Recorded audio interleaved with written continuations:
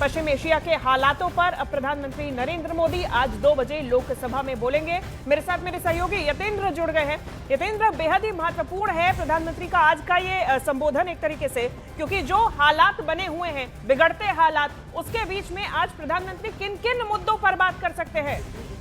देखिए, जिस तरह के हालात हैं और खासकर पश्चिम एशिया में जो संघर्ष देखने को मिल रहा है, उसके बाद जो वैश्विक स्तर पर हालात बन गए हैं, उसको लेकर प्रधानमंत्री काफ़ी अलर्ट हैं और काफ़ी चिंतित हैं। यही कारण था कि कल उन्होंने एक अहम बैठक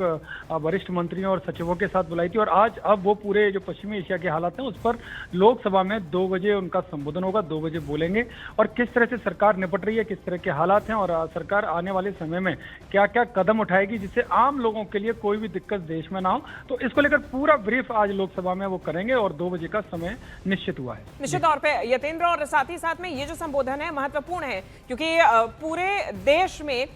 भले ही सरकार की तरफ से अपील की जा रही है, लेकिन लोगों के मन में डर बना हुआ है, भय बना हुआ है। तो ऐसे में खासतौर पे अगर विपक्ष के सवाल हो, उनका जवाब भी इसी संबोधन में देते हुए नजर आएंगे। देखिए, जिस तरह के हालात हैं और जिस तरह से अपोजिशन लगातार सवाल उठा रहा है, उन सबको ध्यान में रखते हुए प्रधानमंत्री मोदी आज लोकसभा में 2 बजे बोलेंगे और प्रधानमंत्री की सीरियसनेस इसी वजह से समझ सकते हैं कि वो लगातार जितने भी देश हैं उन सबके राष्ट्राध्यक्षों से तो बात कर रहे हैं, लेकिन कल भी उन्होंने अपने प्रधानमंत्री आवास में एक महत्वपूर्ण बैठक बुलाई थी और पूरा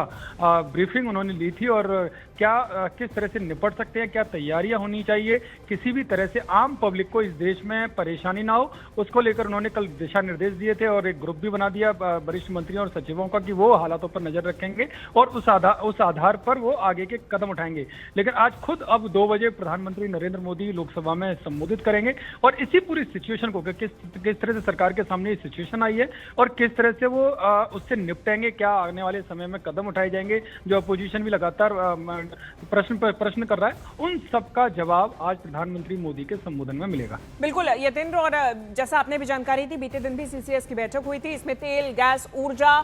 जितनी भी जरूरत के सामान हैं, साथ ही साथ में यूरिया, किसी भी प्रकार की मंदी ना हो, जरूरत के सारे सामान लोगों तक पहुंचे, लोगों को परेशानी ना हो, इसके लिए चर्चा की गई। मंत्रियों का ग्रुप भी बनाया गया। अब आज खुद प्रधानमंत्री नरेंद्र मोदी लोकसभा में बोलेंगे। यतेंद्र, बेहद महत्वपूर्ण तो है ही, दूसरी तरफ विपक्ष की तरफ से आज लोकसभा में इस दौरान कौन कौन मौजूद रह सकता है? देखिए, जब प्रधानमंत्री मोदी आएंगे, क्योंकि अपोजिशन जिस तरह से सवाल उठा रहा था और जो उसकी भूमिका उसको देखते हुए प्रधानमंत्री ने आज बोलने का निर्णय लिया है। लोकसभा में 2 बजे वो संबोधित करेंगे लोकसभा को और जो सवाल उठाए जा रहे हैं उस संबोधन में उन सबका जवाब होगा और सरकार क्या कदम उठाने जा रही है, क्योंकि जिस तरह से चाहे तेल हो, गैस हो, यूरिया की उपलब्धता हो, उस सबको लेकर वो पहले ही निर्देश दे चुके हैं और सभी मंत्रियों के साथ और जो संबंधित सचिव है उनके साथ वो खुद डायरेक्ट टच में, यानी कि से देख सकते हैं कि पूरी सरकार अलर्ट मोड में है, एक्शन मोड में है और उसी को देखते हुए आज देश के सामने वो पूरी स्थिति स्पष्ट करेंगे कि सरकार किस तरह से आने वाले समय में कदम उठाएगी। ठीक है, बहुत शुक्रिया यतेंद्र, तमाम जानकारी हम तक पहुंचाने के लिए।